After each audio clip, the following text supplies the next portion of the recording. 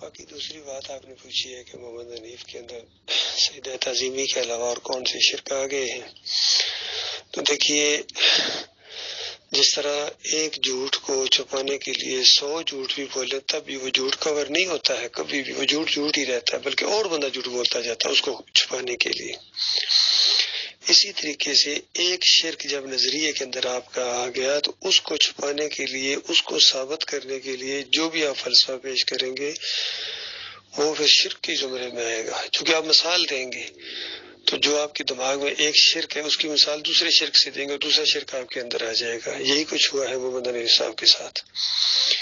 انہوں نے یہ ثابت کرنے کے لیے کہ اللہ جو چاہے کرے، دیکھیں پہلے معجزات کا حوالہ دیا کہ اللہ نے دیکھو موسیٰ علیہ السلام کے دور میں مردے کو زندہ کر دیا، عیسیٰ علیہ السلام جس طرح مردے زندہ کر دیتے تھے، ابراہیم علیہ السلام کو آگ نے نہیں جلایا.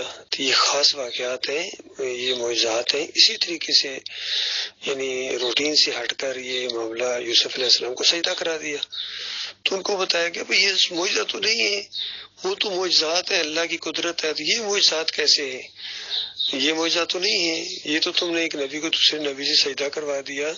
تو نبی تو نبیوں کو سجدے نہیں کرتے ہیں، یہ تمہارے اپنے خیال کی اختراع ہے. تو پھر کہنے لگے کہ نہیں، دیکھیں جس طرح عیسیٰ علیہ السلام کو اللہ نے اپنی ایک صفت دے دی. لو جی ایک اور معاملہ، وہ اللہ نے عیسیٰ علیہ السلام کو اپنی صفت نہیں دی. اپنی صفت وہ کسی کو نہیں دیتا ہے. اگر آپ یہ الفاظ بولیں کہ اللہ نے اپنی صفت دے دی، بس کہانی ختم ہو گئی آپ کی.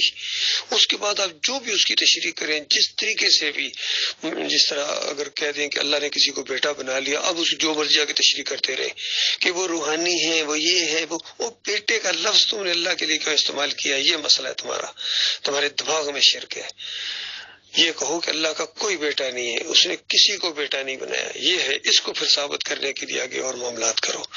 اسی طریقے سے یہ کہنا کہ اللہ نے کسی کو سجدہ کروا دیا، پھر اس کی آپ تشریحیں کر رہے ہیں، تو یہ اصل میں آپ کے دماغ کے اندر شرک ہے. پھر اسی چیز کو ثابت کرنے کے لیے کہتے ہیں کہ دیکھو جب سورج چاند ستارے یوسف علیہ السلام کو سجدہ کر سکتے ہیں، یعنی سورج چاند ستارے بھی مخلوق اور یوسف علیہ السلام بھی مخلوق، تو ایک مخلوق اگر دوسرے کو سجدہ کر سکتی ہے تو پھر انسان بھی انسان کو سجدہ کر سکتے ہیں، کیونکہ وہ بھی مخلوق وہ بھی مخلوق. دیکھ کس طرح کہانی ڈالنے کی کوشش کر رہے ہیں. حالانکہ سورج چاند ستارے نیچے کوئی سجدہ کرنے کو نہیں آئے تھے. خواب میں جو خواب دیکھنے والا ہوتا ہے وہ دیکھتا ہے، کوئی چیز نہیں آتی ہے. اور اس کی بڑی تشریح پہلے اچھی کیا کرتے تھے محمد حنیف صاحب، جب یہ مسلک پرست کہتے تھے کہ نبی علیہ السلام خواب میں آئے تو ان کو جواب دیتے تھے کہ دیکھو خواب میں کوئی نہیں آیا کرتا ہے، خواب دیکھنے والے کے اپنے خیالات ہوتے ہیں.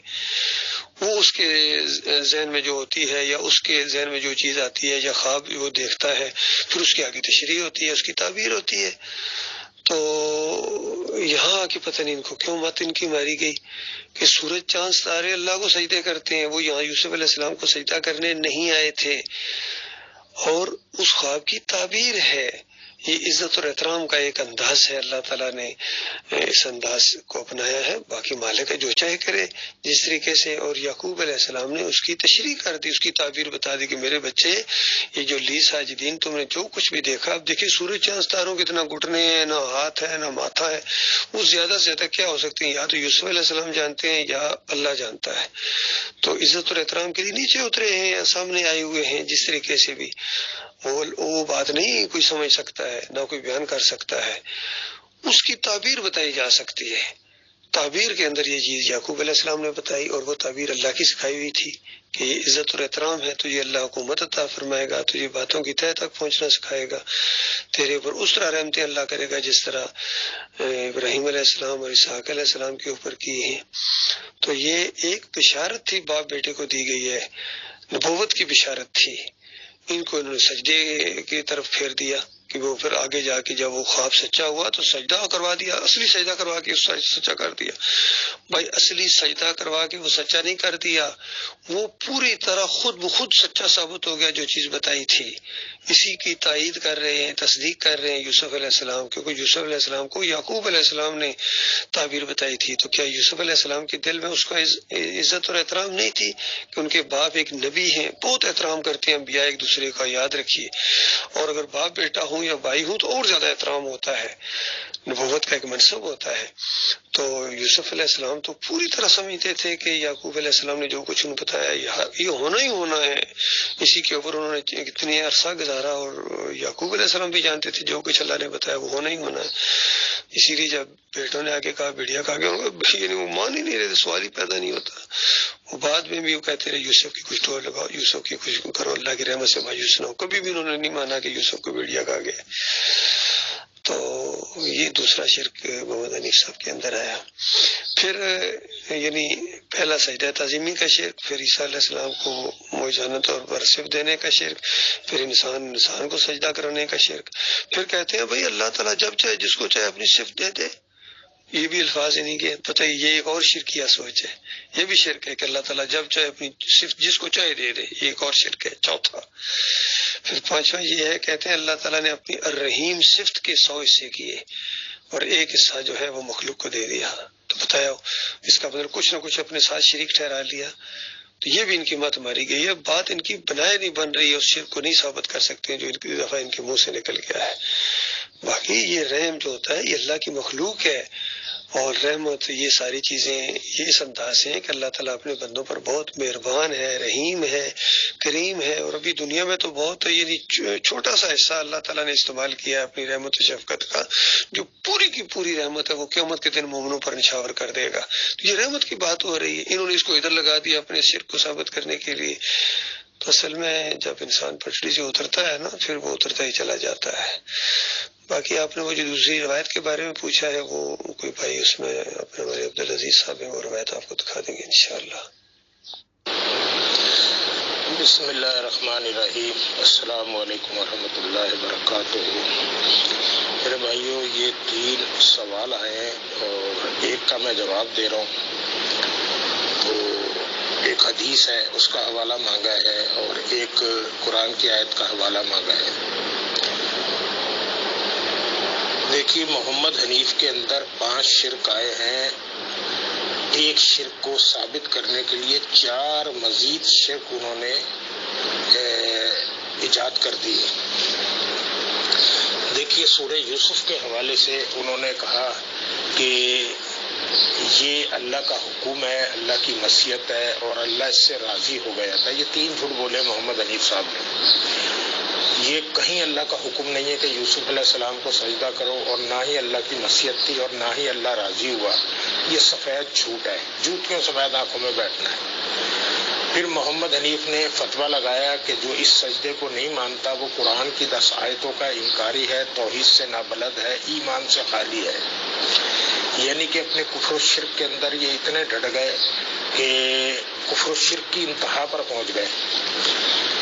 اب اس شرک کو ثابت کرنے کے لیے محمد حنیف نے جائز قرار دینے کے لیے ہم نے ہماری طرف سے ایک 21 صفحوں کا ان کو ایک لکھ کر دیا گیا، جس کو اب ہم نے کتابی شکل دے دی، تعظیمی سجدے کا شرک. تو وہ ان کے حوالے کیا گیا. انہوں نے اس کو پڑھنے کے بعد محمد حنیف صاحب نے جھوٹ بولا کہ جی یہ سعید کے ساتھ جو گفتگو ہوئی ریکارڈنگ وہ موجود ہے. تو محمد حنیف نے کہا کہ یہ چند ایک جھوٹی دلیلیں لے کر آئے تھے ہمارے پاس. تو ہمارے ساتھیوں نے کہا کہ جی کچھ ایسی تحریر لکھ دو تاکہ ہم جو ہے نا ان کو بار بار آپ کے پاس نہ آئیں. تو محمد حنیف نے پھر ایک کتابچہ لکھا من النور الی الظلمات. اس کے اندر محمد حنیف نے ایک شرک کیا اپنے اس عقیدے کو جواز بخشنے کے لیے کہ یہ تعظیمی سجدہ ہے، اللہ کا حکم ہے، اللہ کی مشیت ہے، اللہ راضی ہو گیا تھا. وہ شرک محمد حنیف نے ایجاد کیا کہ اللہ تعالیٰ نے اپنی ایک صفت عیسیٰ علیہ السلام کو دے دی موجزانہ طور پر. تو میرے بھائیوں اللہ تعالیٰ اپنی صفت کسی بھی حالت میں کسی کو نہیں دیتا. اگر اللہ تعالیٰ اپنی صفت کسی کو دے دے تو پھر یہ دعوت پیغمبروں کی بے شک یہ سب بے ایمانی ہو جاتی ہیں، ان کی کوئی حیثیت نہیں رہتی. تو اللہ تعالیٰ نے اس کو بالکل کیٹیگوری طور پر انکار کیا کہ اللہ کا کوئی شریک نہیں ہے، نہ اس کی ذات میں نہ اس کی صفات میں. اگر اللہ اپنی صفت کسی کو دے دیتا ہے تو پھر تو اللہ نے اپنا شریک خود بنا لیا ہے، تو یہ بات تو پھر اس کی کوئی حیثیت نہیں رہتی، پھر سورہ اخلاص کا مقصد ہی فوت ہو جاتا ہے، نعوذ باللہ۔ تو محمد حنیف کی جماعت سے ہی ایک صاحب تعلق رکھتے تھے، انہوں نے جب تعلق رکھتے تھے، اب نہیں ہے، تو انہوں نے جو ہے نا محمد حنیف کے ساتھ ہمدردی کرتے ہوئے ایک فون کرا اور انہوں نے ریکارڈنگ کری اور بڑے نرم لہجے میں گفتگو کری کہ شاید وہ محمد حنیف کو سمجھا پائیں، لیکن محمد حنیف سمجھنے والا نہیں تھا اس شرک کے اوپر، اور محمد حنیف اس پہ ڈٹ گئے، اور پھر یہاں ایک اور شرک کر ڈالا محمد حنیف نے، کہا کہ اللہ اپنی صفت جب چاہے جس کو دے دے۔ یہ تیسرا شرک کیا محمد حنیف نے، اللہ اپنی صفات کسی کو نہیں دیتا۔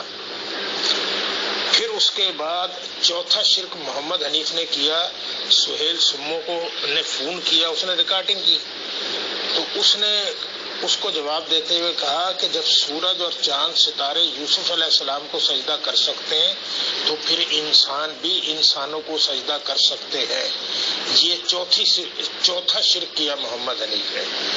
اور پانچواں شرک محمد حنیف نے کیا جب سعید احمد محمد حنیف کے قدموں میں جا کر بیٹھ گیا اور سرے خم تسلیم کر دیا محمد حنیف کے پہلو کے اندر، تو محمد حنیف نے وہاں پر یہ کہا کہ اللہ کی ایک ذاتی صفت ہے الرحیم، رحمان الرحیم، ہم پڑھتے بھی ہیں، یہ اللہ کی صفت ہے۔ محمد حنیف نے کہا کہ اللہ، پہلے اس کے اندر محمد حنیف نے خود اقرار کیا کہ اللہ کی صفات لامحدود ہوتی ہیں، تو پھر کہتا ہے کہ اللہ نے اپنی اس صفت الرحیم کے 100 حصے کیے اور ایک حصہ جو ہے وہ مخلوق کو دے دیا اور 99 اپنے پاس رکھے۔ یہ پانچواں شرک محمد حنیف نے کیا۔ یہ 5 شرک محمد حنیف کے اندر ثابت ہے، اس کی اپنی زبان سے اقرار کیے ہوئے پانچوں شرک موجود ہے جس کو اس نے اپنی زبان سے اقرار کیا ہے، اور ان پانچوں شرک کے اندر یہ ملوث ہے۔ ایک شرک کو جواز بخشنے کے لیے اس نے 4 شرک اور کیے۔ اور پھر دیکھیے، جب میں نے سعید احمد لانڈی والے سے یہ سوال اٹھایا کہ سعید صاحب یہ بتائیے کہ یہ تو تعظیمی سجدہ تم ماں بیٹیوں کا کپڑ چوتھ ہوا ہے، ملی بھگت کے ساتھ ہوا ہے، یہ 4 جو شرک ہیں ان کے بارے میں بتائیے۔ 2 کے تو آپ انکاری تھے، 3 کے تو آپ تو محمد حنیف کے ساتھ آپ مجرم ہو۔ تو کہتے کہ جی وہ آپ لی ساجدین کے انکاری ہو، آپ لی ساجدین کو مان لو، تو ہم جو ہے نا وہ اس کا بھی جواب دے دوں گا۔ تو ظاہر ہے آپ نے دیکھا ہوگا معاشرے کے اندر کہ جواری جواری کے ساتھ بیٹھتا ہے، زانی زانی کے ساتھ بیٹھتا ہے، چور چور کے ساتھ بیٹھتا ہے، ڈکیت ڈکیت کے ساتھ بیٹھتا ہے، تو جس نیچر کا آدمی ہوتا ہے وہ اسی کو پسند کرتا ہے۔ تو محمد حنیف بھی جھوٹا ہے اور سعید بھی جھوٹا ہے، تو اس لیے دونوں ایک جگہ جمع ہو گئے۔ سعید نے کتنا بڑا جھوٹ بولا، لی ساجدین ہمارے علاوہ یہ مانتے ہی نہیں ہے، لی ساجدین کو ہم ہی تو مانتے ہیں، ہم مانتے ہیں، یہ لی ساجدین کے انکاری ہیں، یہ من مانی تشریح اور اس کو موڑنے کی کوشش کرتے ہیں، غلط اینگل سے قرآن کو تحریف کرنے کی کوشش کرتے ہیں۔ لی ساجدین جس طرح یعقوب علیہ السلام نے مانی ہے اسی طرح، کیونکہ وہ 6 نمبر آیت میں لی ساجدین کو انہوں نے مانا ہے، اقرار کیا، اسی طرح ہم بھی مانتے ہیں الحمدللہ۔ تو یہ ان کے 4-5 شرک ہیں، اور یہ اب گمراہی کی اس دلدل میں چلے گئے ہیں، نہ ان پر صوم فرض ہے، نہ ان کے اوپر زکوٰۃ فرض ہے، نہ حج فرض ہے، اور نہ ان کے اوپر عمرہ فرض ہے، ان کے اوپر جہنم کی آگ فرض ہو گئی ہے، اللہ کہ یہ توبہ کر لیں۔